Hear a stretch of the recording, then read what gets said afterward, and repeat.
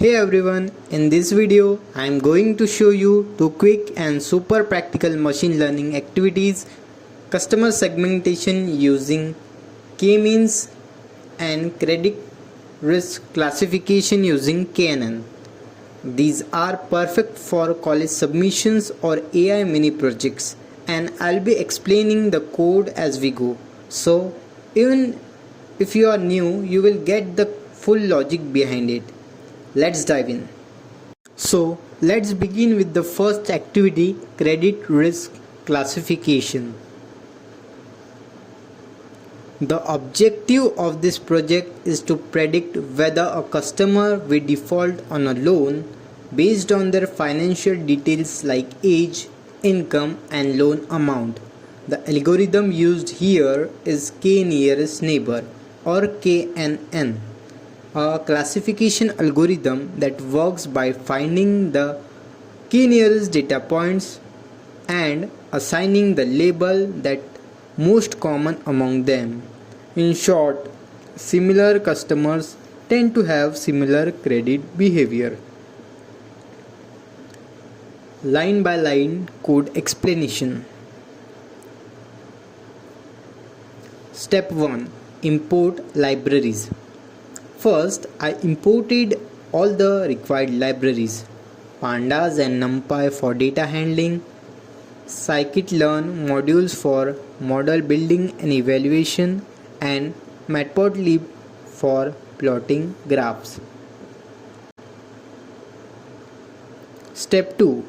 Creating dataset. Here I created a small sample dataset where each row represents a customer. The column default indicates whether the person defaulted on the loan, 0 means non-defaulter and 1 means defaulter. Then I converted it into a pandas data frame and printed the first few rows. Step 3. Feature and target split. Next, I separated the independent variables age, income and loan as features and default as the target variable we want to predict. Step 4. Train, test and split.